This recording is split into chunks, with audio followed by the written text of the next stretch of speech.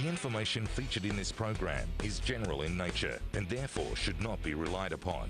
Guests appearing on the program may have commercial arrangements with some of the companies mentioned.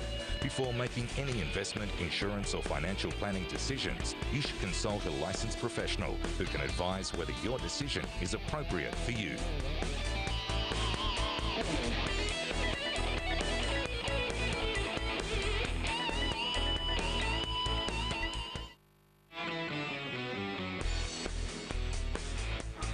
Hello and thanks for joining me this week for our property edition of Your Money, Your Call. This evening will be a great night as I have two fabulous regular guests here to help me answer all of your questions. But before I introduce you to them, here's your property news for this week.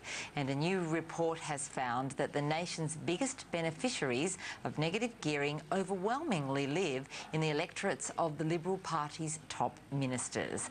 The electorates of Tony Abbott, Malcolm Turnbull, Julie Bishop, Joe Hockey and Josh Frydenberg all feature in the top 10 electorates to benefit from negative gearing. The report carried out by the Australia Institute found that the lion's share, 67% of the benefits of negative gearing, go to the wealthiest 20% of Australians.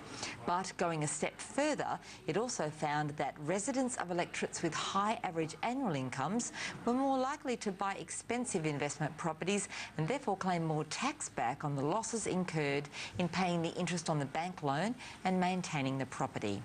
And in other news, big commissions, volume-linked bonuses, cash incentives and other lucrative perks are being offered by developers to financial advisors and unauthorised spruikers for recommending property developments.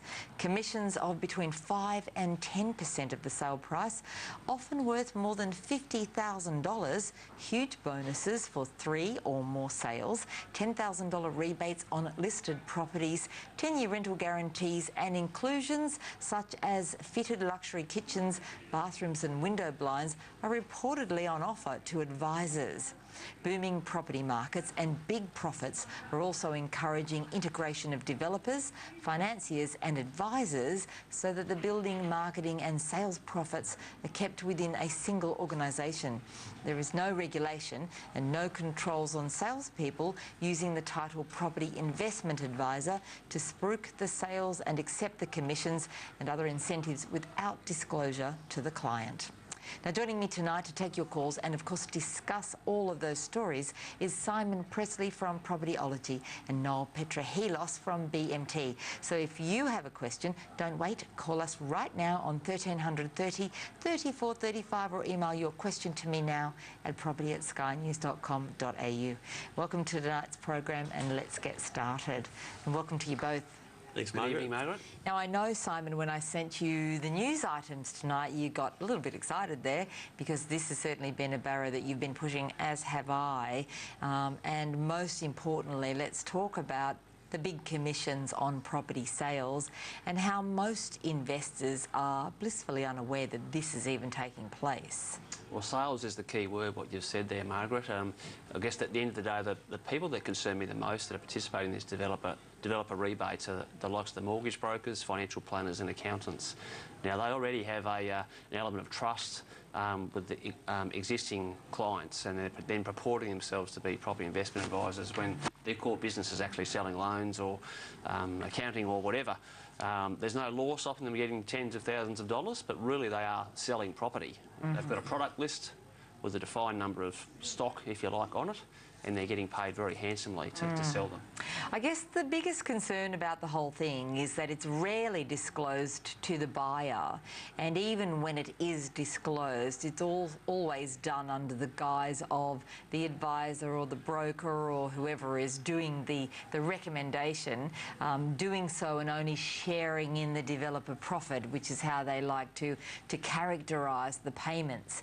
But in fact, someone has to pay, and whether you're sharing in those developer profits or not, I don't know too many developers who are prepared to give up some of their money, and it's definitely tacked on to the top of the purchase price. Absolutely. You know, typical $550,000 property brand new that's being sold has probably have, you know, $40,000, $50,000 worth of rebates in there.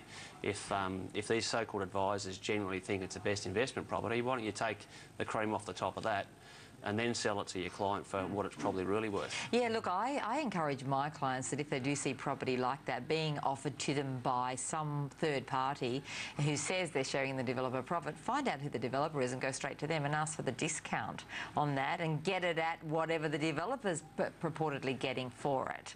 I guess the other thing, of course, is that because there's no regulation, pretty much anyone can call themselves a property investment advisor. They don't need to be licensed. There's no regulation. They don't have to even be qualified. And our investors need to know that almost everyone that they deal with out there are really non-qualified people who just decided one day to become a property advisor. Yeah, and the issue's not the developers. I mean, the developer's job is to sell property.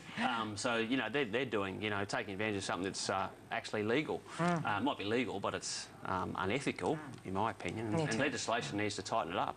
I think it's an easy fix. Legislators just need to extend the existing real estate licensing laws. You know, the Ray Whites, LJ Hookers of the world, who sell property for a living, they've got to obtain a licence, maintain public indemnity insurance, CPD points, and pay their licence fee. Make these mortgage brokers and accountants do the same thing. Absolutely. Noel, just quickly, negative gearing, oh my gosh, if they're going to bash it anymore, it's going to kill me. It's getting a bashing at the moment. There's been a bit of commentary from both sides of politics. The media just love it. They love getting started. I mean, this is a typical example, that story that you read out of opportunistic media coverage where, you know, they're starting to delve into the different electorates and looking at who's taking advantage of negative gearing. Yes. It's one of those things that it's been ruled out by the current government. You know, the Labor Party came in and said in opposition that they might not rule it out. They were trying to lure into a fight about it, and everyone's sort of laying low at the moment. But at the end of the day, negative gearing, I think, is here to stay for the short term at least, and it's one of those things. And the private sector fund housing in Australia, and you know, when they got rid of it back in the 80s, Hawke and Keating, they quickly realised that they had to bring it back. Yeah, it was like 14 months or something like that, and it had to come back. I tell you what really upsets me though, Noel, the fact that first of all, share investors can be amongst the first to really give this a good run, when in fact share investors negatively gear as well. Negative gearing isn't exclusively reserved for property. Negatively gearing is when you borrow to invest and you get to offset the cost of that borrowing against the income that you're making on the investment and elsewhere if it's, you know, if the costs are more than what you're getting from that investment. So that's the first thing we need to get clear. The second thing is all small businesses essentially negatively gear as well, because they're allowed to claim their losses against their tax. Why pick on poor property investors? Exactly, and you know, you can't. It's difficult for a government like that just to pick an asset class and pick on it. I'm not sure why it gets so much press that it does, but it seems to be getting a little bit at the moment. But look, it's one of those things. We'll wait and see. But I can't see anyone getting stuck into negative gearing too harsh. It just seems to be one of those things that gets a bit of media attention, then goes away for a while. Absolutely. Well, look, let's go to the calls now. And Wade in Melbourne, you have a question about Laverton in Melbourne, I believe, Wade. Yes, just inquiring about Laverton. Like, it's on the way to Geelong. It's in Zone 1 train station, right on the train station, and surrounded by suburbs that are, you know, $300,000, $200,000, $150,000 more than the median price of this particular suburb, which aren't really surrounded by a train station. I was just wondering if you see any growth. It's sort of been stagnant. It doesn't seem to be growing as quickly as other suburbs, such as Altona next door. Do you see any growth in this sort of area? It's a great question. Now, are either of you familiar with the area of Laverton? I generally know where it is. Okay, yes, so anyone prepared to comment on it? Look, I think, Wade, you can do better, I would say. I'm quite concerned about longer-term outlook for Melbourne. It does have a heavy reliance on manufacturing, and it's already well known that Ford, Holden and Toyota are closing their factories in 2016, 2017. So, and Geelong's Ford's home. So I'd be concerned about employment opportunities from 2016-17 onwards. And wherever there's demand for a job, there's demand for accommodation. So I'd be a little bit hesitant around Laverton, Geelong sort of areas. Okay, you're looking at me, but perhaps... Look, it's on the train line there. It's got a good transport. It's in the outer ring sort of stuff of Melbourne. So for a little bit lower buy-in and you know, we do a lot of depreciation schedules out that way. And we have seen Geelong slow down a little bit in recent years because of some of the things that Simon mentioned, but it's just one of those things that people that look at the research in the area, a bit of a lower buy-in, better yield, it might be all right. But those sort of areas that are on the outer ring like that do tend to tick away a little bit slower, but they might be a little bit safer in the long run. Look, I tend to agree with that. I think where Laverton is concerned, it's quite near Corio, and of course the concern over Corio is the close of the car plant there. And but we do have to remember that not everyone who lives in those areas actually work in the plant. People come from all over the place to work there, and not an entire suburb is suddenly working in that plant, and they don't live there for that reason. Laverton has now increased to become the kind of suburb where many of the people who live there actually commute into Melbourne, and because of that really easy commute on the train line, it's become an affordable option. And as you've noted, Altona, which is closer to the beach there, and Altona used to be an area that was very inexpensive, but it's down near the water, and because that has actually skyrocketed in value, it's kind of left Laverton behind a little bit. I actually think Laverton is something where you're going to get a reasonably good amount of growth. Would I pick it over something else in Australia? There are other areas I would definitely go to first, but I don't think a buy in Laverton is going to result in a loss to you. I think one of the things with Melbourne is that we've got a big oversupply in the city in apartments, but some of those outer suburbs where you can find those pockets where there are families and where you don't have as much growth, or you haven't seen as much growth, I think there's some room to move. One of the things that will help is if that new ring road from the Port of Melbourne right up into the northwestern suburbs goes ahead. We're still not sure whether it is going to go ahead, but if it does, it's going to open a transport route down through and past Laverton, and I do think then it is going to definitely be a good buy. I don't think you'll lose your money there, so maybe give it a go and see how you go. Well, this week, Jason is wondering just how Sydney can sustain such prices. And he asks, hi, Margaret, I wanted to ask about Sydney property prices. How do prices in Sydney have a median price of over $800,000 when the average salary is between $60,000 to $80,000? How do prices keep increasing at the rate they are, with most wages barely keeping up with inflation? Do you think there will be correction in the Sydney market, or will the property market plateau? Simon, they are great questions, and I must admit, I ask those questions all of the time, particularly about Sydney, and I think that's the point. I just don't think we can sustain these ever-increasing prices. Look, we've recently finished a study looking at all of the 550 local government councils throughout Australia, and the common denominator for the best performing locations all around the country is affordability. Now, Sydney is officially the most expensive place, and there's no coincidence why, you know, over the last 10 to 15 years it hasn't been the best performing capital city. So there's a lot of merit in what Jason's saying there. Yeah, it's good feedback. And I guess, Noel, the point to make is that everybody thinks Sydney is this fabulous market, and if you slice the last 2 years out of time, it is. Yeah. But all you got to do is go back 8 years prior to that, and it was the worst market in the country, and everyone was whinging, and we were blaming the government for the vendor transfer duty and the 100 other things that were going wrong, and New South Wales was anathema to investors. Yeah, from 2003 to 2011, it did just about nothing, It really. did. I think between those period of time, I think every other capital city essentially doubled in value, and Sydney did about 27% growth in the same time period. And people have such short-term memories. I know, they do, don't they? Especially investors. They do, and property does work in that cycle. And whether it's 7 years or 10 years varies, I think. But people have just got to think back and say it sat there and did nothing for a long time. At the moment, or the last 3 years especially, we've seen a lot of growth. And, you know, that's a supply and demand thing, I guess, and there's a lot going on. They're talking in this question about average salaries, and maybe those people aren't buying right in the city. You know, people have got to start looking out if they're going to be looking in that particular price range or that particular area. Yeah, absolutely. Look, I think, Jason, the fact is that Sydney is headed for a fairly long plateau. You can't overheat that much and not then plateau for an extended period of time. We saw it in Perth, when Perth almost tripled in value in some of its markets in around about an 18-month to 2-year period, and then since then it's virtually sat flat. Then it had another little peak, and then it's been flat again. We will see this happen in Sydney. We've seen it happen in Sydney before. If anyone got in now. They need to sell now to really make the most of that, and then of course they'll lose all their money in capital gains tax, or at least half of it. So we just need to be aware that it's better to get into a market that has great stable growth year in, year out, and there's plenty of those in the country, and they're also much more affordable, rather than try to jump into the heat of a market like Sydney, knowing that it must plateau very, very soon. Well, I'm glad that you joined us this evening, and as you know, every Monday night, the panel and I will choose a question from either the emails or the calls and send a copy of one of my books. But this week, every question asked and answered on the show will receive my ebook, How to Achieve Success in Property Negotiations. Now, that's a must-read if you're ready to buy. Call us now on 1300 30 34 35 or email property@skynews.com.au with a question, and make sure you watch at the end of the show to find out how to claim your book.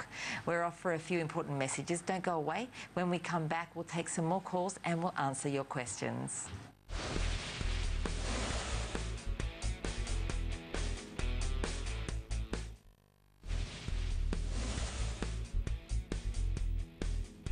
I'm so glad that you stayed with us for the show tonight. Now, if you've just tuned in, I am joined by Simon Pressley from Propertyology and Noel Petrohelos from BMT, and we're here to make sure that you get all the answers that you need tonight.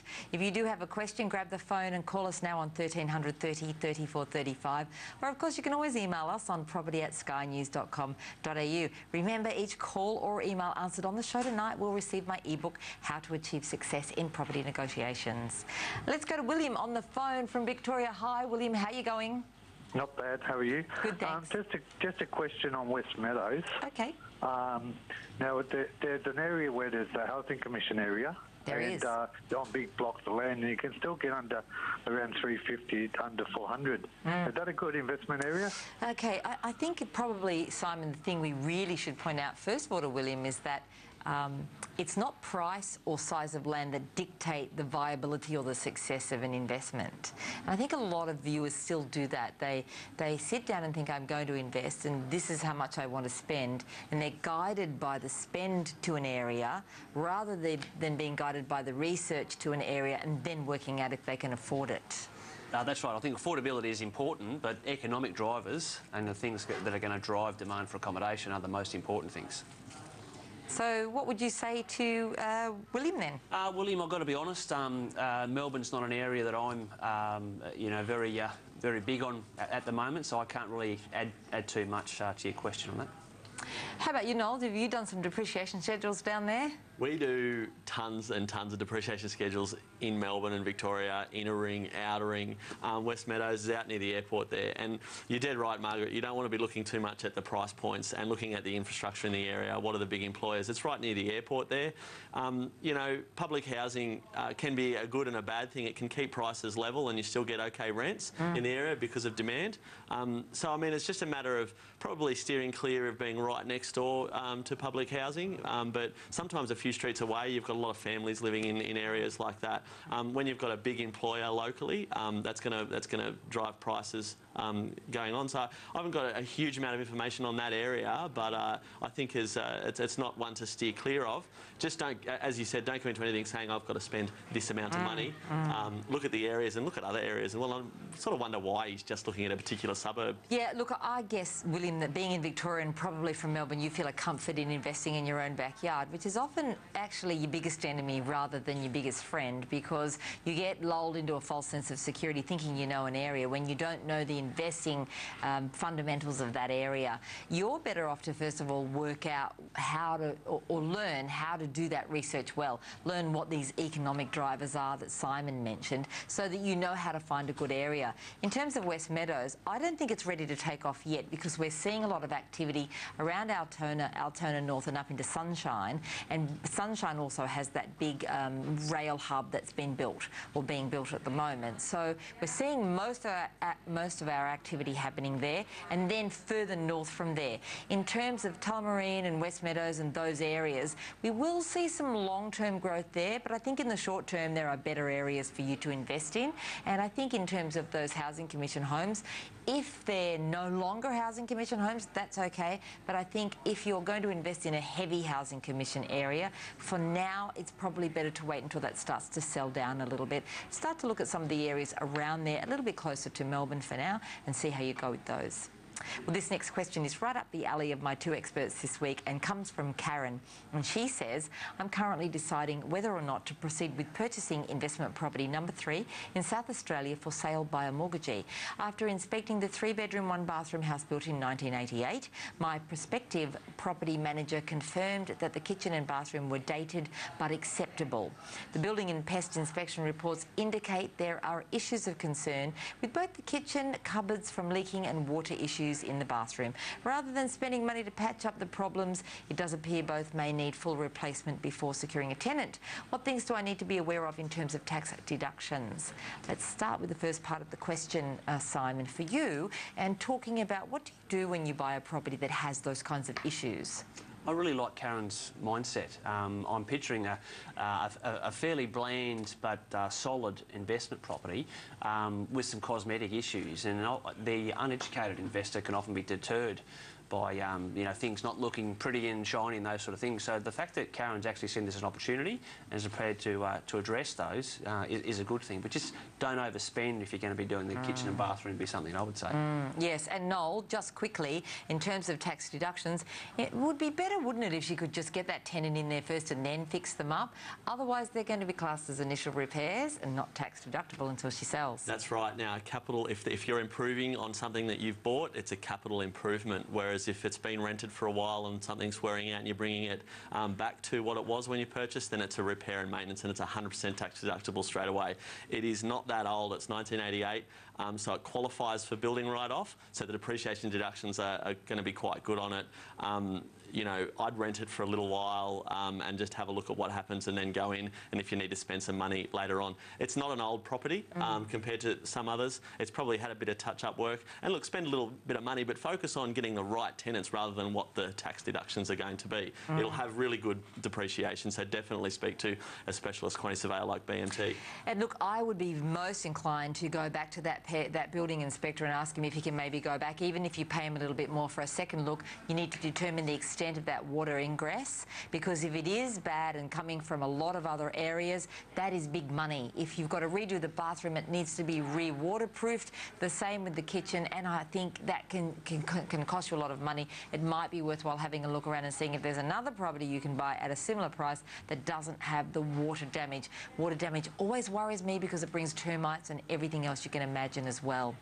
This is Your Money, Your Call, and although we're having a great time, we do need to take a break. Now, it's not going to take long. Stay tuned and perhaps even call us now on 1300 30 34 35 or email us on property@skynews.com.au. We'll be right back.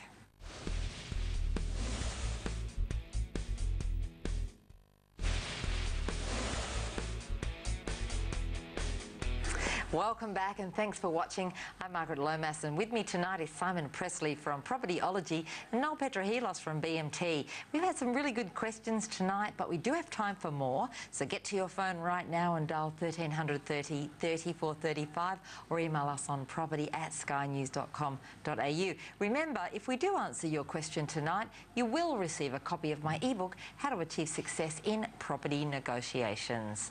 Colin from WA, welcome to the program. What's it like in Perth tonight? Oh, it's great. Yeah, enjoying your show as always, Margaret. Excellent. Yeah, my question actually is about WA. You mentioned earlier in the show tonight about how Perth has been flat for a period of time. You're absolutely right in that. And I just wondered if you see any prospects for growth coming up, and in particular, I remember you mentioned before you like the suburb of Armadale, and whether you think that has any growth drivers. Yeah, that could be a bit of insider trading, because that's where I own property. So now, Noel, about 3 years ago, I can remember going over to Perth and speaking at one of those expos, and everybody was talking about how property was about to boom again. And I think I was the only person in the place who said, no, it isn't. I don't think it is. So your crystal ball was working. I was kind of booed out of the joint. And I think it was mostly people selling property who were predicting the boom, trying to talk it up. But, you know, what do you think's going to happen over there in Perth? Look, I don't have my crystal ball with me tonight. I left it at home with my wife and kids. But Look, it's one of those, like we talked about Sydney a little while ago, everything works in cycles and you need to look at everything with a long-term perspective, but Perth has been quite flat for the last little while, and I think it's going to continue for a little while until we see a bit of change or a bit of a transfer or diversifying into another economic driver. The mines the slowdown in the mines have had a bit of an impact on Perth, and that's going to keep it a little subdued for a little period of time. That's not saying there are not markets in Perth that didn't perform as well in the last probably 6 or 7 years that are still underpriced. Down in the western side of Perth and some of those areas, I think there could be opportunities there. But I think, me personally, I'd be looking at a couple of other states right now if you want quick turnaround. But long term, as I said, you just need to be careful on where you end up. Simon, the 04 boom, which was a big one, and we saw a doubling and almost tripling of some properties, wasn't really driven by the mining economy. Back then, the Perth economy wasn't as mining focused as it became, and then over the years after that, I think what supported that big boom and stopped a fallback from those really high prices that they got to, because prior to that boom, they were the lowest priced capital city in the country, including Adelaide. They were more affordable than Adelaide back then. I think one of the things that stopped the decline was the mining. So now that we've got mining gone away, are we going to see a decline, or do you think we'll just maintain the equilibrium? Yeah, good question. Look, late last year, Margaret, I was of the view that Perth was due for a flat period. It was early February. I devoted about 2 weeks ripping Perth's economy apart. I actually think there's going to be a significant downturn. I actually think prices are actually slightly declining in Perth already. I agree. And I think by the time we get to Christmas, they would have come back quite a bit. And I can't see them getting out of that trough for quite some time. People can download a 3 or 4 page report from our website just on Perth, but there's issues around population growth is slowing significantly. The jobs front is quite scary. I wouldn't be surprised if Rio Tinto and BHP start shedding tens of thousands of jobs in the short term. A lot of the mines are obviously in the north of the state, but the people actually are working in WA, in Perth itself, where there's 76% of the population. So there's some significant concerns, and there's a lot of supply coming through Perth as well. I think what's going to happen, and my opinion in this whole thing, is that we'll see the mining definitely fall back, and Perth will then go back to where they left off back in 04 and become an ordinary capital city, not necessarily driven by mining, but driven by the diversified underlying employment base that they do have there. Everybody seems to forget that it isn't all mining in WA, and if we strip the mining cream off the top, we do have a fairly diversified economy under there, but that economy then needs a couple of years to work to then fill the void that's being left by all that mining. Would you agree with that? Yeah, I would. I think perhaps some complacency's drifted into the WA economy. I mean, it was a fantastic mining boom that it had, and you're right, there's really good long-term fundamentals for Perth, but they need to strip out the other industries. Tourism is, could be a really big carrot there. There's agriculture in Western Australia as well. So. Plenty of things going on there, but the short-term answer to your question is probably not anytime soon in terms of no big boom, unless suddenly the economy turns around, and then of course if mining comes back, so will Perth. Well, Claude is wondering if he should be paying off debt, and he asks, hi Margaret, with interest rates being so low and possibly going down further, is it worth paying down the principal component of an investment property? My properties are mainly negatively geared, and understand that the tax benefits on the interest component, but checking whether you pay down any of your investment properties. Well, I could give that little secret away, I guess, couldn't I? We were talking about that just before we came on air tonight, and yes, in fact, I do, but there's certain circumstances around that. Simon, you might want to talk to this one. What we don't know about Claude's question is whether there is any personal debt on the family home. If the answer to that was yes, Claude, you'd be best paying down the principal, and hopefully you're doing that already on the principal place of residence. If you don't have any personal debt, you might consider setting up an offset account next to one of the existing investment home loans and parking money in that. But do something with that money. Have you considered investing in other property, perhaps? No, what do you think? Well, me personally, I don't pay down my debt on investment properties. I am one of those poor property investors who still will have a lot of debt, but I still have debt on my primary place of residence. So if you've got debt on your primary place of residence, that's non-tax deductible debt, pay that off first, pay all of it off first before you start thinking about throwing some money onto your investment properties. The investment property debt is tax deductible, so leave it there. As Simon said, use an offset account though, so you can get that money out fairly easily to buy another place later on. Yeah, well, you know, I think an offset account is good. I don't think it's necessarily needed to buy another place later on, because you actually don't want to use cash anywhere to buy investment property if you don't have to. You can use the property equity that you otherwise would get. But I guess the important thing is if you do pay off investment debt, which I think you should, and then you later draw it back for personal use, then you're messing around with the deductibility of that portion of the loan. Because the thing that determines deductibility on a loan is not what secures the loan, but the purpose of the funds when you do use them. So I just think that there are two ways to go about this. You can either, if you have no personal debt anymore, just start paying down investment debt if you think you've got enough money to do so and you don't need it in the future. But if you think you'll need the money in the future in order to go on a holiday or upgrade your family home or something else where there's going to be non-deductible debt involved, then definitely keep it in offset. That way you can pull it out at any time and you've maintained the full deductibility on that investment debt. But yeah, look, I'd be paying off that loan. What else are you going to do with your money? You're not going to go to the club and spend it, are you? So pay off the investment debt. Paul, how are you going? For yourself? Good. Where are you from, Paul? Cronulla. Cronulla, okay. And you're asking about an investment property in Brisbane? Yeah, well, I've actually recently purchased a house in a suburb in Ipswich and actually subdividing a corner block of land there and looking at, it's a bit of a three-part question actually. I'm actually in the process of subdividing the block of land. The first question I had was, I guess, yourself and the panel's thoughts on property investment in the Ipswich area and also the Logan area, because it's an area that I'm sort of looking at going further and investing in. Okay. And secondly, just curious to know, I'm looking at putting a brand new home on the new block of land and actually building it, and I'm just curious to know what the, I guess, the tax benefits I should be expecting for that new build are. Okay. And then the third part of the question is, I've actually got several properties in the outer rings of Western and Southwestern Sydney, and I'm curious to know whether it's the right time to potentially liquidate those to fund this build and potentially pay down my own principal place of residence debt. Okay. All right, let's just try and split this all up. Maybe you can grab the part about Ipswich and Logan. And Brisbane, okay. Well, you're already in Ipswich, Paul, so... but yeah, look, Ipswich, it's had very good population growth, well above the Australian average for the last 10 years. Look, I think Ipswich will perform sort of in accordance with whatever the broader Australian property market does over the course of time. It won't be a spectacular performer, but it's quite a solid investment that you've got there. In terms of other parts of Brisbane, some are investing in Logan. I would rather be a bit closer to where the jobs are, not directly in the CBD, but Brisbane's middle ring would be something that I would be looking at there.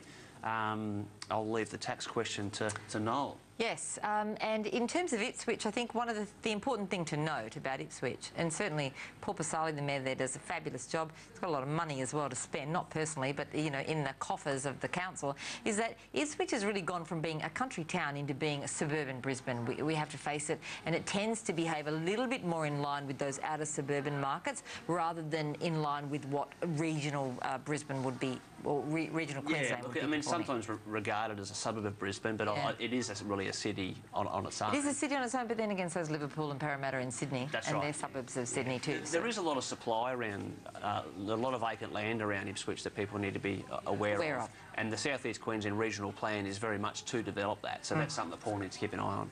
Excellent. Tax deductions, great on building a new building. Yeah, look, a new building from a depreciation perspective, you're starting right from scratch and you're getting that full whack on the structural element of the building, and all of the fixtures and fittings within the property are brand new, so there's some really good depreciation deductions on all the carpets, blinds, light fittings. Even though you have a cost on those assets, it still pays to get a quantity surveyor out, because they'll be able to load up as much of that total construction cost into the plant and equipment component. Now, that component depreciates a lot quicker than the structural element of the building. The higher that plants and equipment component, the higher the deductions will be in that first 10 years, or first 5 years especially as well. Now with a new build, those first 5 years are really high. Don't forget that existing property that he's subdivided away from. You know, even though we do a lot of 1950s, 1960s properties, which a lot of them are around that area, they still get a really good solid depreciation deductions. Yeah, I can attest to that. $5,000 or $6,000 in the first year is something that's better in your pocket. Yeah, you can't sneeze at that, can you? Paul, just on a final note in terms of should you sell Western Sydney, I'm always loath to sell any investment property if I don't have to, because you will pay capital gains tax and you'll pay it on 50% of whatever the gain has been, depending on how long you've held them for, and I'm assuming it's more than 12 months. Unrealised gain is worth more to you than realised gain, and unless you think you're going to get a big benefit from paying off personal debt, so if you've got a lot of personal debt and if you can work out what the true cost is of losing a portion of your gain to capital gains tax and then what you'll save in terms of interest on your own loan, they're the calculations you need to be doing, then you're better off to maybe just realise that gain that you have in those properties and leverage against it for money to invest further with fully deductible loans. Now, this is why you should never try this at home alone, and why you need a really good advisor who's not trying to sell you property to try to help you to work out how to make all of this work well. Don't go selling anything until you fully understand the implications that will come from disposing of property and exactly what you'll be up for in terms of capital gains tax. Well, time's running out and we need to take one more quick break. Now, you might still be able to get your question answered if you hurry to the phone, and then you'll receive a copy of my new ebook. Call now on 1300 30 34 35 or email us on property@skynews.com.au.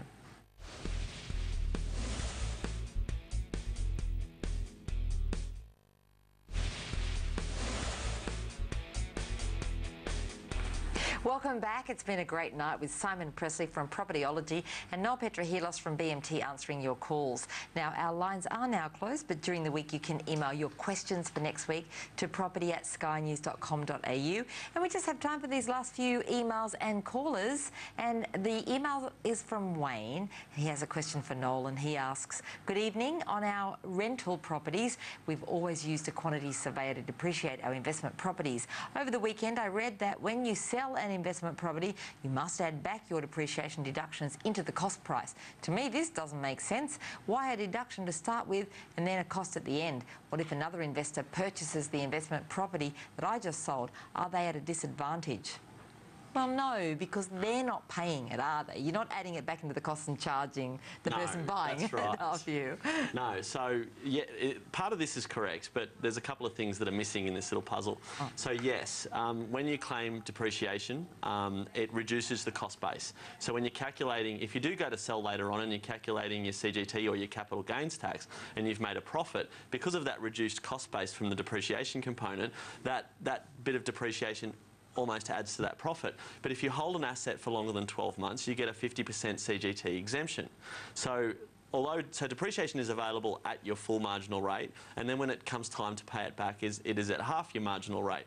Now, another thing to consider is that... But you're not actually paying it back. I think that's what we have to point out. You're not paying it back. You're accounting for it in the cost base. That's right. But yeah, it doesn't mean you're making a profit, and yes, that's right. It doesn't mean you're paying it back. And there's that opportunity money that you've got all the way through. And the time value of money.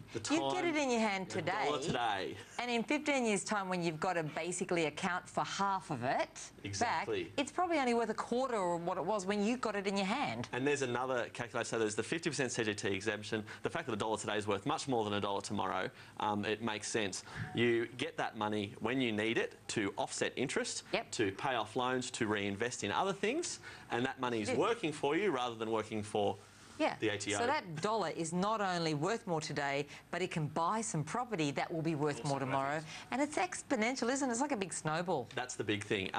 This question comes up more than it should. And it just comes down to missing a few little pieces of the puzzle. But that's why claiming deductions like depreciation now is definitely the way to go.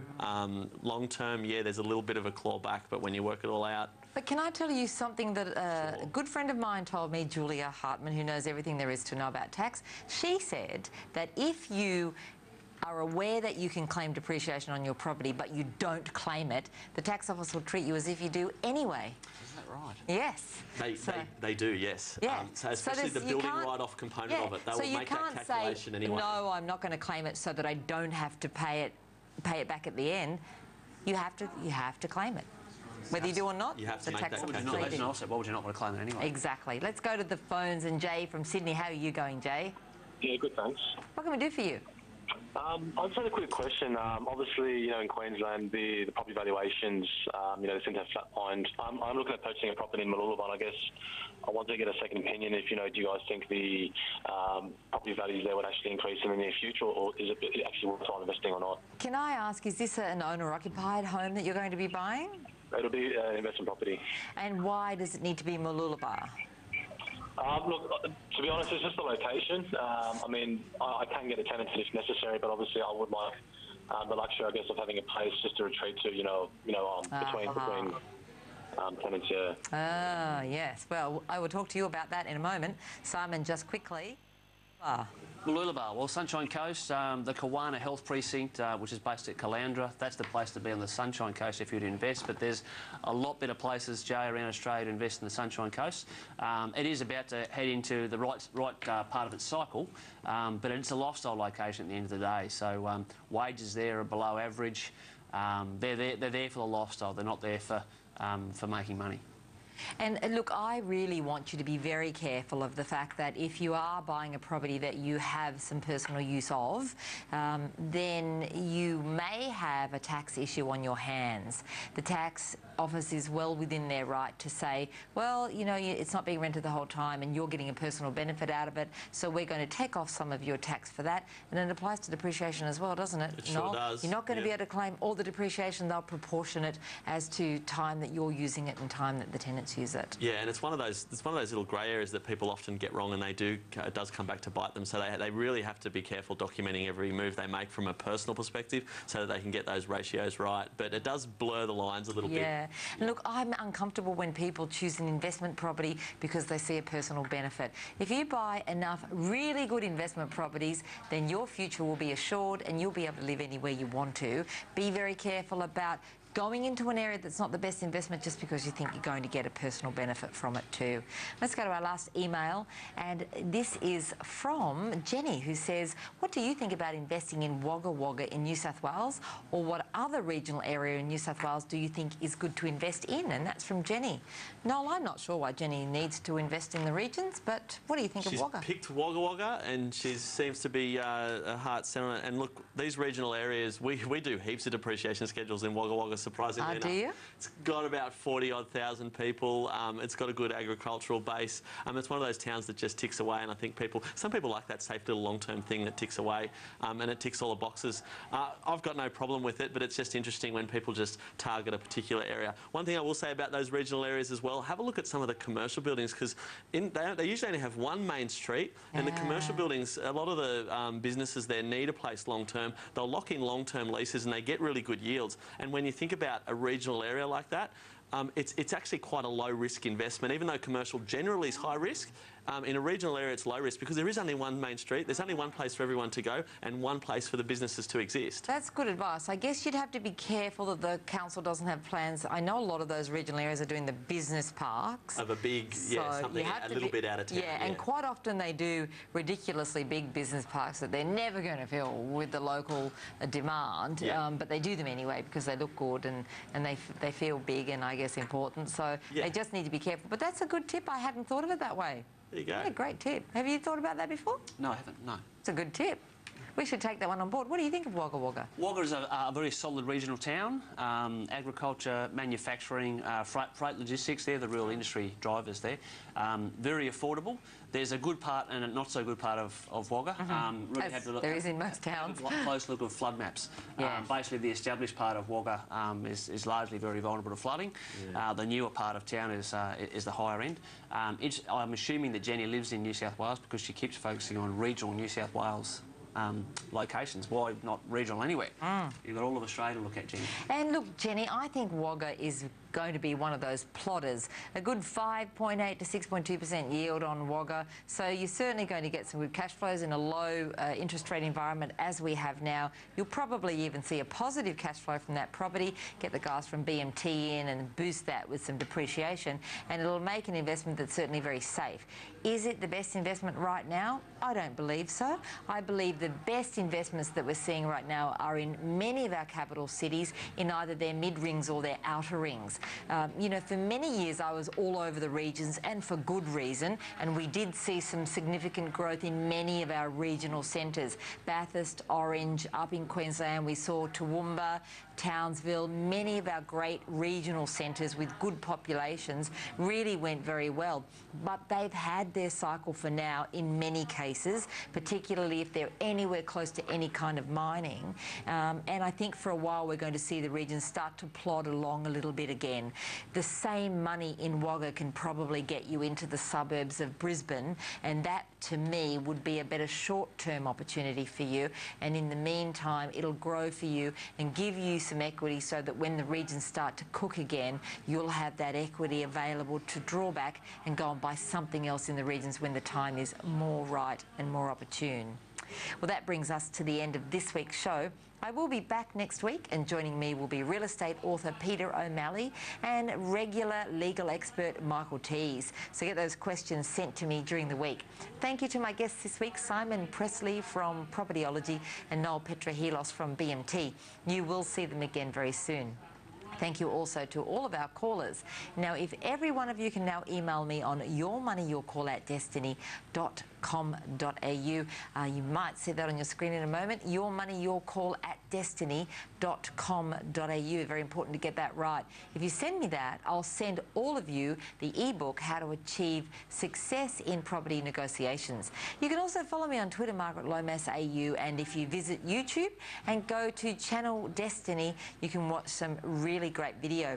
And make sure you type in Channel Destiny with no spaces, and make sure that you subscribe while you're there. At the moment, my 20 questions are all being screened there. Oh, there you go. We've been waiting for that. And there is all of those wonderful get in touch with Margaret addresses. Of course, for the book winners, it's yourmoneyyourcall@destiny.com.au. It's not up there, but you'll remember that. 23rd of May in Sydney and Melbourne is the start of our next essential property education courses. They're not to be missed and provide a complete training experience for both new and experienced investors. Go to destiny.com.au to find out more. Thanks for being with us, and I'll see you again next week. The information featured in this program is general in nature and therefore should not be relied upon. Guests appearing on the program may have commercial arrangements with some of the companies mentioned. Before making any investment, insurance or financial planning decisions, you should consult a licensed professional who can advise whether your decision is appropriate for you.